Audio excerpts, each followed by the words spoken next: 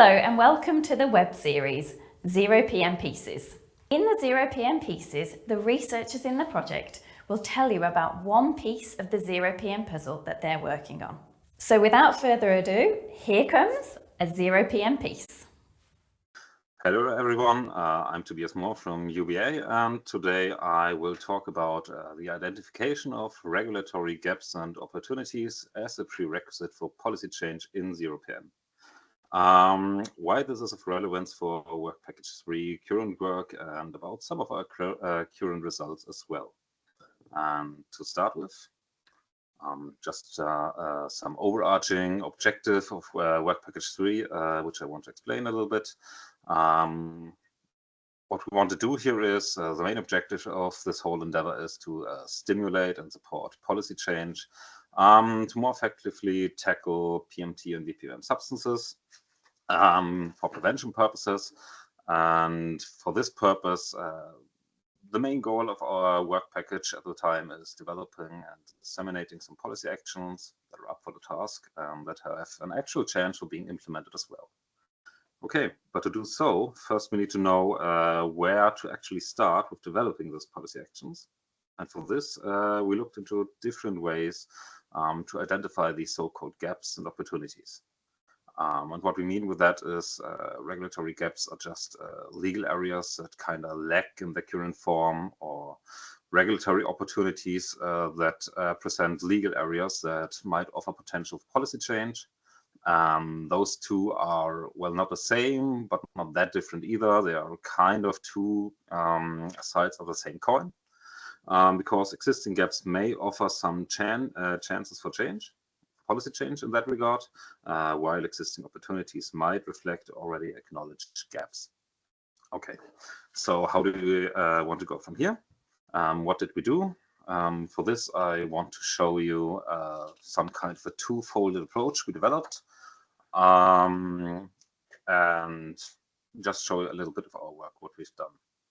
To start with, the first part of this two-folded approach is kind of a broad cross-substance approach. What we tried to do here was systematically ascertaining these regulatory gaps and opportunities without dealing with specific substances yet. So the basic idea here is we want to integrate different perspectives from policy actors, key policy actors, to just explore the general, a kind of general methodology for identifying regulatory gaps and opportunities in a more of a general way as a first step. We produced quite recently 2 reports as a result here. I will go into these two soon. But first things first, this two-folded approach is a so-called substance-specific approach, where what we want to do here, or what we wanted to do here, is just using the results of this first broad approach, combine it with some of the inputs we've got from other ZeroPM work packages to select and analyze some specific substances, and analyze all of that in a third report, which we already finished as well quite recently, by focusing on figuring out some of the regulatory gaps and opportunities of the 1 to 4 triazoles. And for the rest of this presentation, I wanted to go into the 3 reports we've written, just show off some of the basic ideas behind them, the methodologies, and of course some of our results, although quite short a bit, because I don't really have the time to talk about it in great detail here. Okay, the first of these 3 reports we call the RMOA analysis of PMT vPvM substances that are already assessed as substance of very high concern. And the whole premise here is, for the first 2 reports, that we want to get a general, a more broader feeling in which direction we can look when we are finally developing these policy actions.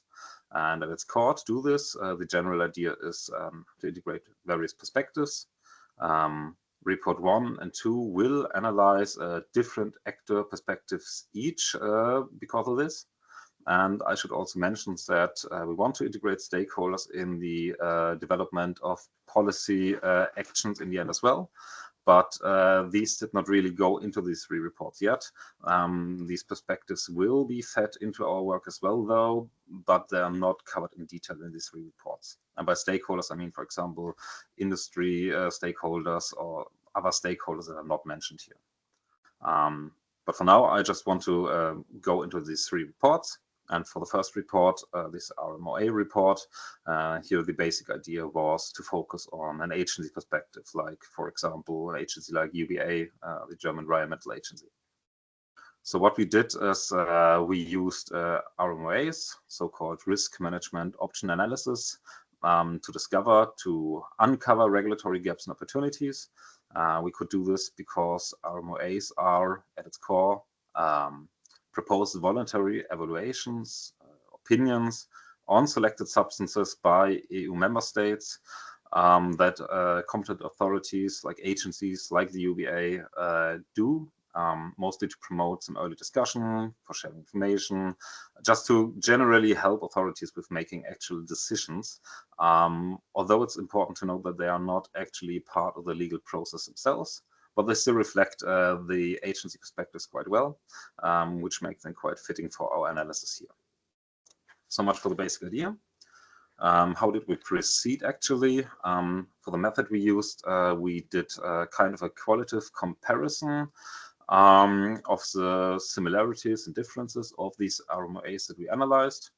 The RMOAs we analyzed covered substances that are, for one part, PMT and vPvM substances, and for the second part, already assessed substances that are already assessed as substances of very high concern.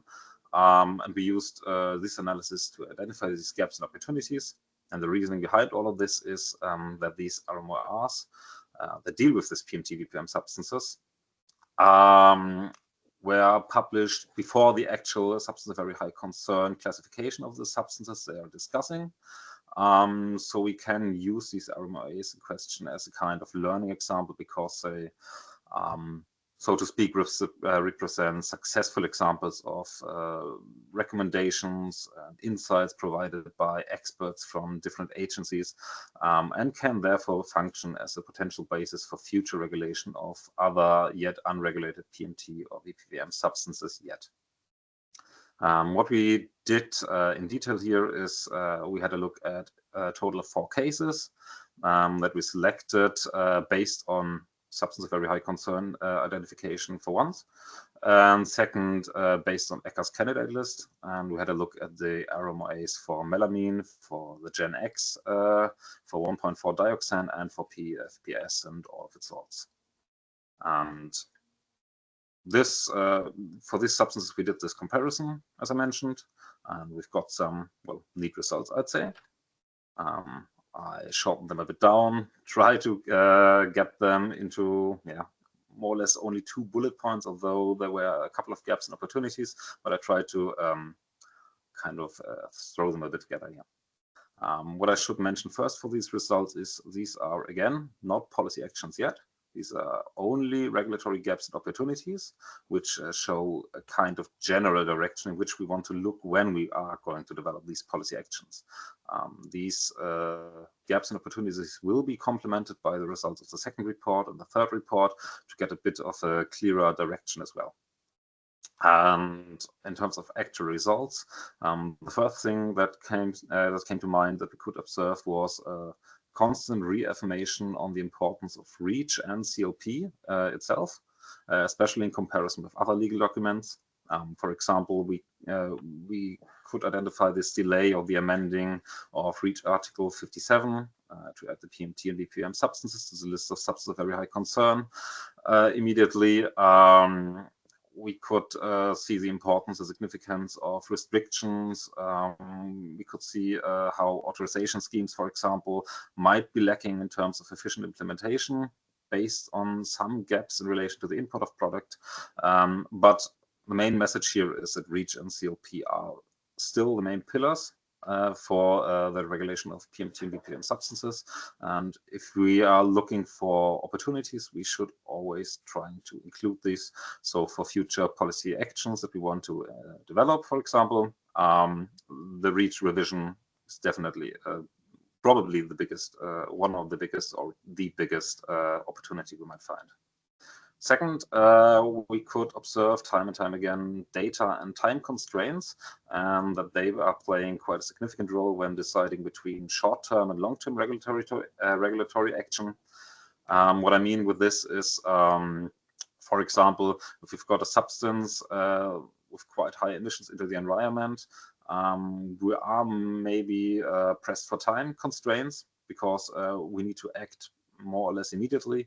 So longer processes like restriction processes or international processes that might take a lot of time might play a less significant role in comparison to short time regulatory action. So this is another point that we should keep in mind when developing future policy actions. That is pretty much everything I want to say for the first report. I want to skip now to the second report to complement this knowledge and this methodology. Our second report was an analysis of EU strategies and action plans. Here is the basic idea that we no longer want to focus on an agency perspective, but instead now on a perspective of the European Commission itself.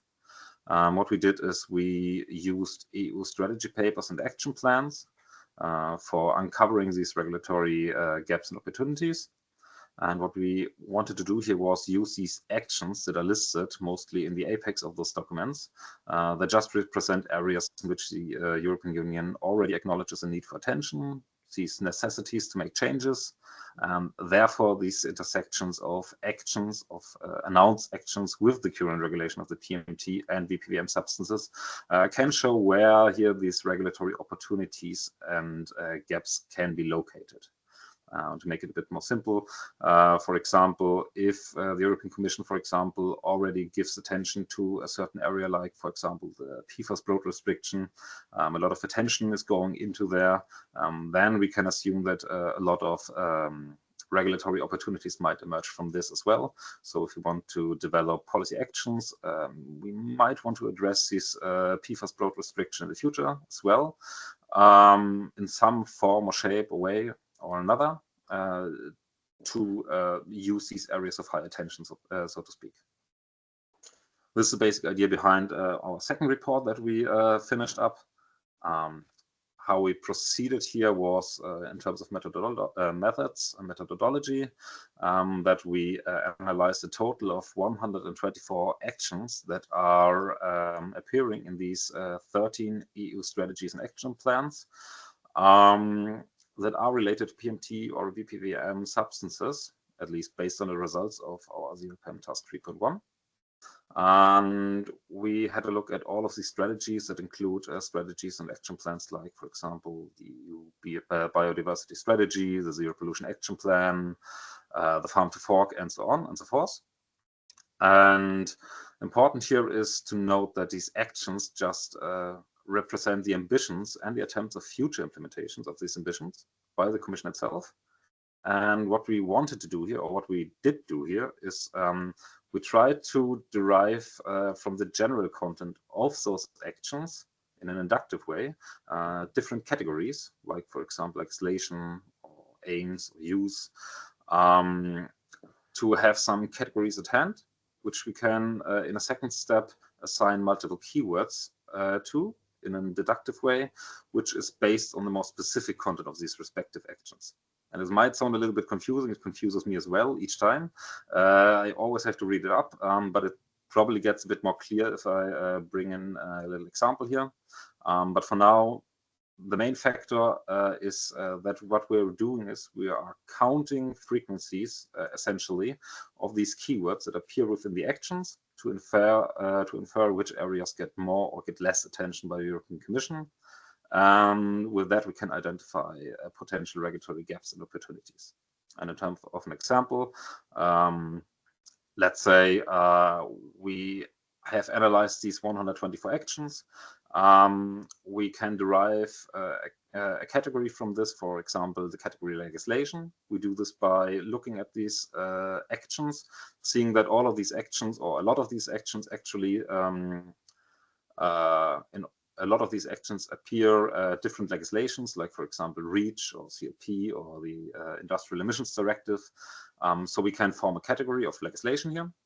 And what we did then for these keywords is we just took a look at what legislation is actually called for in these actions. For example, we have REACH, that's the Industrial Emissions Directive. We might have some other, and now we just did a frequency counting for how often these appeared. So we've got the category legislation in this example, then maybe REACH appear 10 times, CLP maybe 8 times, Industrial Emissions Directive 3 times, and with that we have an order which legislation appeared how often, and there we can derive how much attention is probably going into the different legislations. So this is more or less what we did here. I hope this is getting a bit clearer now. And we've got some, well, neat results as well here, I'd say. First and foremost, a lot of these results we've got overlap with our results of report 1, which is quite pleasing because I think this reaffirms a little bit of what we are doing. Shorten down a bit and summarizing a bit the potential gaps and opportunities we found. I have 4 bullet points I want to discuss a little bit here. The first one would be as a result that we could observe a kind of lack of direct regulatory intentions. What I mean with this is that a lot of regulations do not really concern itself with the PMT or vPvM substances by itself. They're only covering them indirectly for the most part. So again, for example, the PFAS broad restriction does not really cover PMT or vPvM substances primarily, but it targets the PFAS substances, and with that it has some effects on PMT, vPvM substances as well, an indirect effect. Then, a bit surprisingly, we could see that at least in terms for PMT and vPvM substances, the cosmetics regulation, the pharmaceutical industry, and the pesticides did show a bit of a gap in terms of European Commission attention, which might point to a potential gap here as well, which we should keep in mind in future policy action development. And in the third point, we could reaffirm once again that REACH shows the most potential for inducing policy change. Although here the Industrial Emissions Directive stands out from a European Commission perspective as well, at least in terms of attention. And last but not least, at least for this second report, is that the European Commission also recognized multiple uses, multiple sectors, multiple industrial branches that are in need of attention, but quite often with a strong focus on circular economy aspects. So this is something else we should keep in mind for developing these policy actions in the future, that if we want to focus and develop a policy action, we could try and bring in the circular economy aspects maybe in some way, shape or form or another. Okay, that's pretty much everything I want to say to our second report and now for our last report. And I hope I won't need too much time for this. I want, again, just show a bit of the premise or method and some results. And our third report, we called these regulatory gaps and opportunities regarding the regulation of PMT, vPvM substances, a case study of 1,2,4 triazoles. And not hard to see is that unlike report 1 and 2, now we're in the terrain of substance-specific analysis of regulatory gaps and opportunities. So no more broader approach and general directions, but here we are going to use the results of the first and our second report, as well as the input we got from ZeroPM work package 5 and 6, to select a substance for a case study for PMT and vPvM substances to discover some further regulatory gaps and opportunities. We use the 1,2,4 triazoles as a case study here, and with that, report 3 discusses regulatory opportunities in regards to substance grouping approaches, and B, regulatory gaps and opportunities that present themselves from the current legal status quo of these 1,2,4 triazoles regulations, which includes metabolites and transformation products as well. The method we used here was, in fact, quite simple actually. What we did is to determine this current status quo of the 1,2,4 triazoles regulation, we asked some experts from UVA that are experts for in various legal areas to fill in some questionnaires of ours that include questions about metabolites, transformation products, just general PMT, vPvM substances, but also about the new PMT, vPvM hazard classes, and of course the 1 to 4 triazoles in their respective legal area. We looked at this input, analyzed it, compared it with each other. The legal areas we included here were mainly the biocide sector, plant production products legislation, and pharmaceuticals legislation. And after looking at all of this, we got the following results.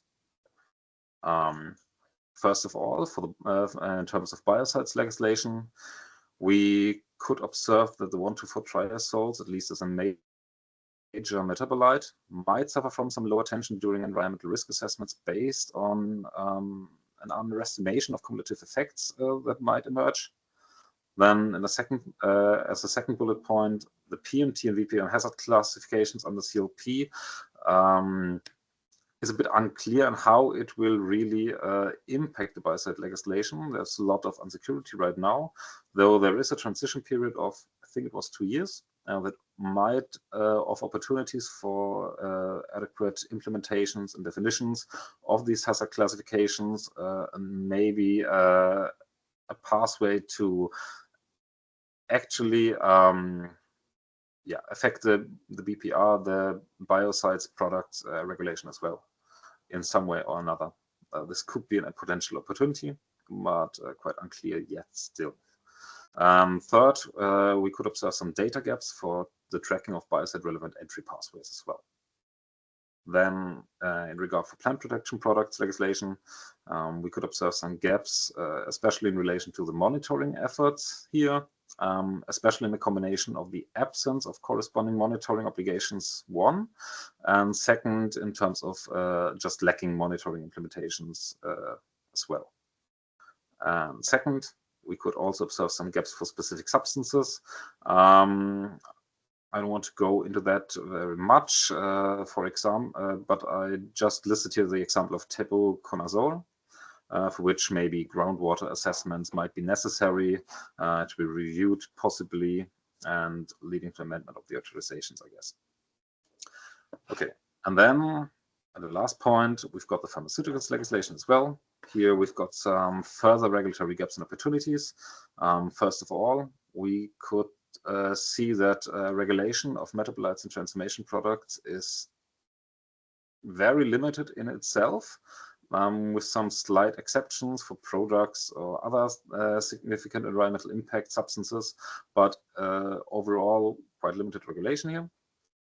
Second, we could observe that environmental entries are in general considered unlikely by at least our UVA experts, but those theoretically as considered feasible, which brings us to the potential of missing regulatory consequences upon identification of such environmental entries, if there are actually some, and consequential lack of ambitious assessment as well, which might constitute another gap that we can observe and that we might want to reconsider in the future. And as a last point, again, the PMT and vPvM classification plays a role, or more or less plays no role, in the pharmaceuticals legislation at the current point as well. But what is interesting is that there is actually a draft revision of the EU pharmaceutical legislation that suggests that active substances that can be classified as PMT or vPvM substances should maybe no longer be freely available for sale. So this is something we have to keep in mind as well, and probably should keep in mind by developing these future policy actions as well. And this is pretty much everything I have to say about these gaps and opportunities that we are looking at. The next step will be the development and dissemination of these policy actions based on all of these results and on whatever we can find in the meantime. And with that, I thank you for your attention. ZeroPM, Zero Pollution of Persistent and Mobile Substances. This project has received funding from the European Union's Horizon 2020 Research and Innovation Programme under Grant Agreement number 101036756.